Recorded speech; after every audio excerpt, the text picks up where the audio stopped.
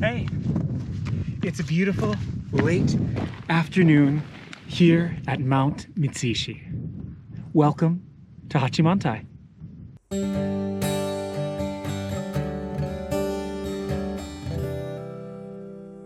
Good morning. It is May 13th, a Thursday, and I'm out here at the trailhead of Gentakatake. What I want to do today is called the Ura Iwate Juso. I'm going to basically go up Gentakatake, go on a couple of smaller summits, including Komoko and another, descend, climb up again, and then go to the glorious Mount Mitsishi, which is of course best viewed in the fall, in the autumn. And in fact, let me just entice you right now, but take a look at how it looks in the fall. It's one of the first places to turn red, and it is just breathtaking. If you can only come to Mount Mitsishi once, make it in mid-September when this happens. Without further ado, let's go.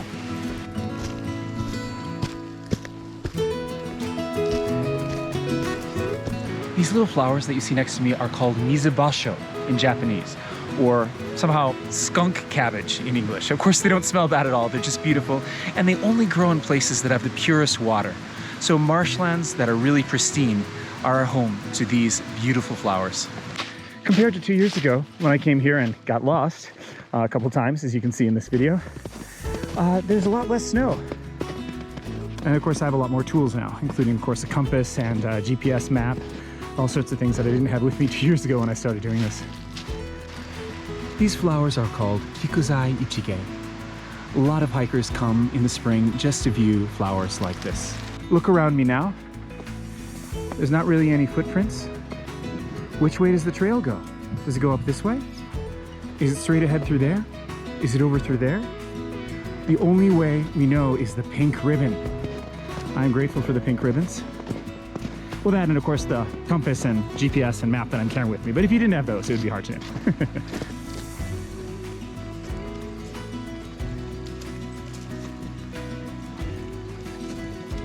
I see why it was easy to get lost 2 years ago. I'm reminded that this season, the trail is really hard to find here without a GPS map and pink ribbons and a compass.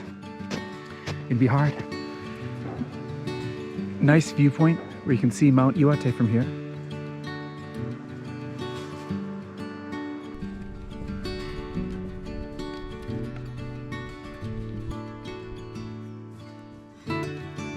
The sky here is so blue. This slope behind me, Gentakatake, or Mount Genta, Mount Gentakatake. Whether you call it Mount Genta or Gentakatake, this mountain behind me is really popular among backcountry skiers and snowboarders. It is also an avalanche risk in the spring. We're probably past most of the avalanche season right now. We're gonna go up the right-hand side of it, which is a lot less steep and therefore less dangerous in terms of potential avalanches. About 10 years ago, 2 backcountry snowboarders actually died here in an avalanche, and so it's something really to be careful of if you're coming up this way in the winter or in the spring. Today is just amazing weather. Really lucked out. Onward bound.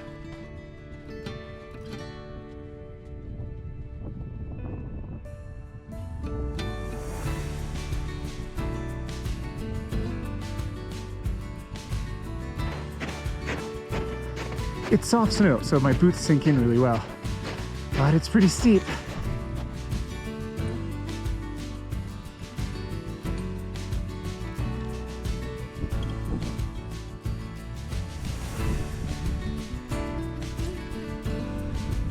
We came off of the snow and onto a normal trail. And here we are, right near the summit of Gentakatake. So we made it up to the summit of Gentakatake, which is at a little over 1,500 meters, and it is windy, but beautiful, and we've got a bunch more summits to go today.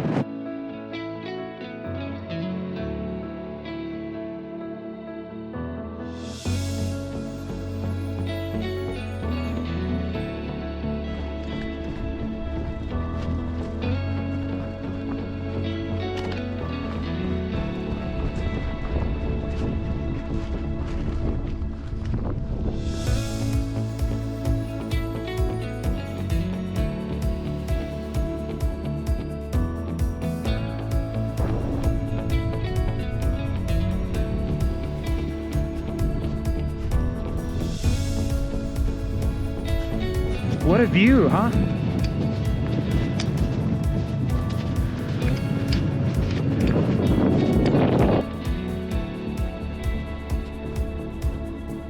Here we are at Mount Obukadake, 1,541 meters, and as you can see, it's, well, not much of a summit, but it's a high point, apparently. Mount Iwate-san looking glorious, wreathed in clouds behind us. From this angle, you can see exactly where we're gonna go. Those three humps right there, Komoko dake, something in the middle, and Mitsishi, and then we'll go down. They're all lined right up. This trail marker has seen better days. Must have gotten knocked over by the snow.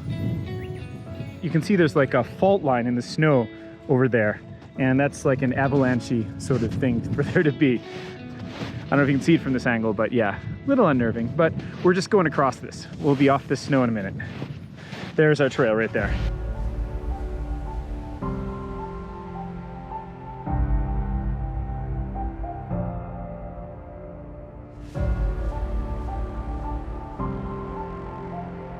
As we climb up the opposite face, Gentekatake and Obukadake behind us look pretty glorious with all this spring snow.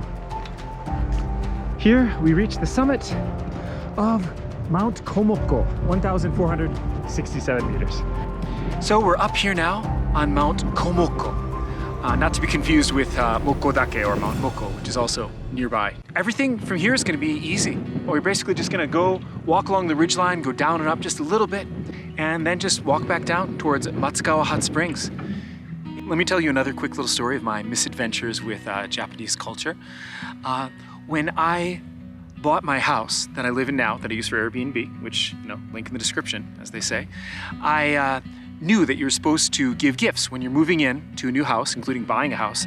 And so I bought some cookies, some basically Japanese omiyage, you know, they're called. You go to like a shop and they've got the local specialties. And so I got some local cookies and little boxes things for about 1,000 yen, about $10 each. And I went to all the neighbors in a circle around me, giving them to everybody and greeting them.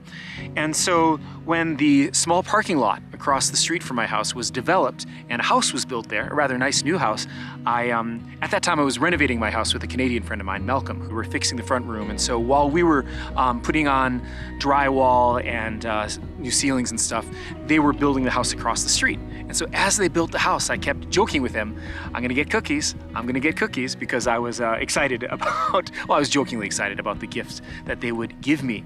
And I had given everybody cookies, and I just assumed that was what you did. You got them, you know, some sweet treat, some, you know, $10 box of individually wrapped cookies, as they are in Japan. It actually took a really long time for them to build their house, and it became an ongoing joke with me and my friend. I would just be like, where's my cookies? Where's my cookies? I want my cookies. And finally the house was built, and the night came.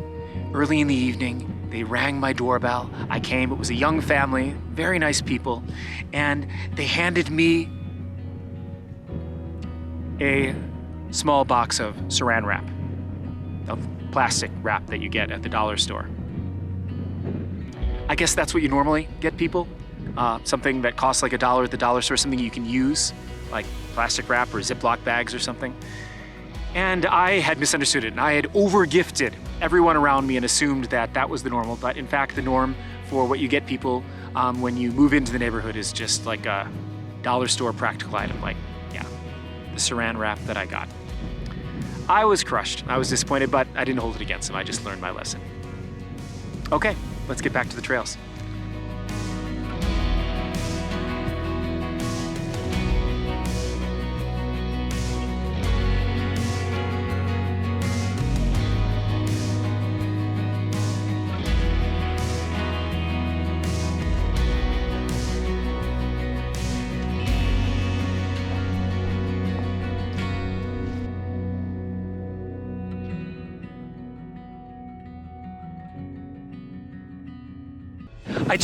I just crashed my drone.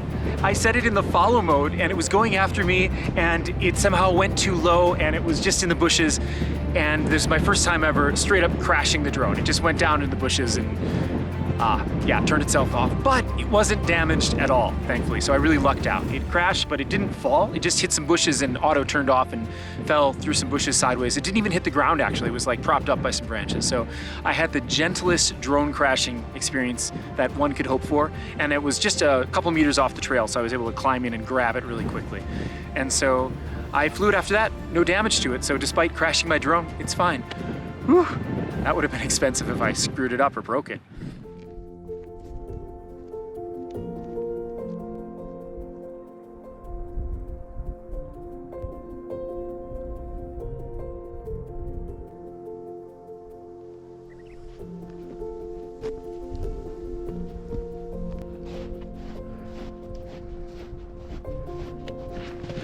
And again, the trail is somewhat unclear, but it's okay.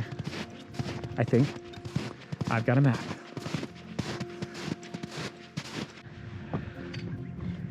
We've come quite a distance now from Gen Takatake, way off there in the distance, across that snowy ridge, down through rocky outcroppings, and just a little bit farther to the summit of Mount Mitsishi.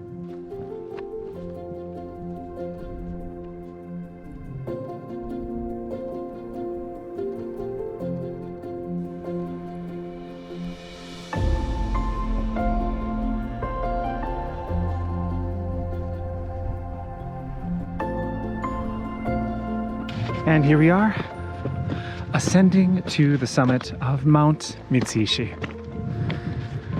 One of my favorite spots here in Iwate. 1,466 meters, Mount Mitsishi. Here we stand. Here we stand.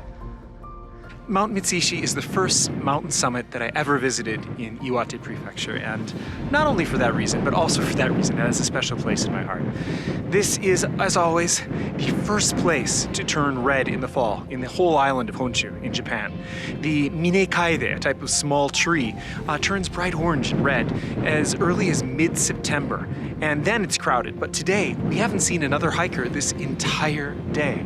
It's far too early in the season for most people to be hiking this, and there have been a lot of places where the trail was really tricky to find, and if I wouldn't have been using a GPS map, I would have gotten lost. And so one thing I do want to say about this hike is the GPS map-assisted YAMAP, aptly Y-A-M-A-P, is absolutely essential. Without that, there's a number of occasions where we would have had a lot more trouble finding our way than we did because we were able to just look at our maps. If you like the drone footage in this video, then please consider supporting me on Patreon. I put monthly drone-only videos up there, as well as lots of other stuff. Check it out if you like. This is the place where I got lost 2 years ago. I zipped down this snowy slope 2 years ago and lost my way because I went the wrong way and I couldn't find the trail for like 20 minutes. Then I didn't have a GPS-assisted map. Now I do. I think we'll do better this time. Let's check it out.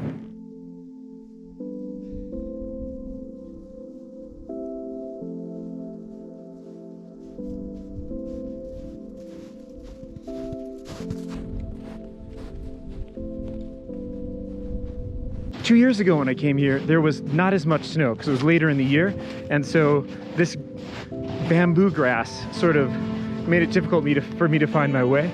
But here, the bamboo grass is still all covered in snow, and so it's pretty easy to see the lodge and walk straight to it. It's quite the wall of snow there above us. Look at that.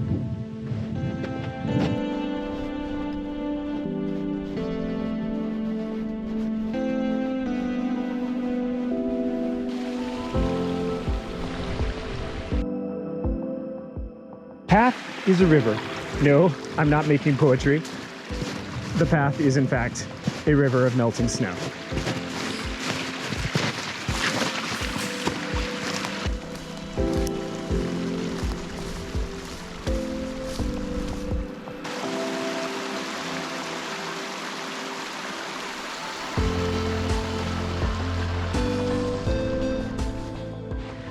Here's the Mitsishi Lodge at last. See if we can avoid falling in that river.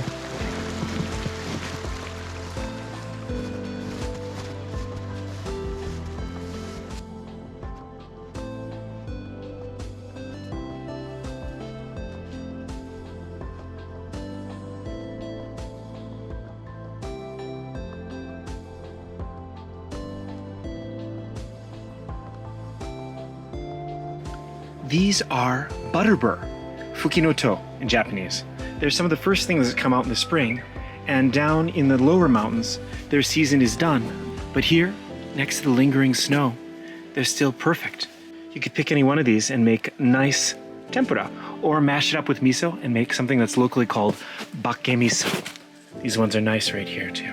Well, we made it down that wall of snow on top of Mitsishi, down to the Mitsishi Lodge, where we're taking a little break right here, and then I'm just gonna head back to the Matsukawa Hot Springs trailhead. Should be, about an hour from here, if that. The last part of the hike, I'm just going to put the cameras away and enjoy the walk.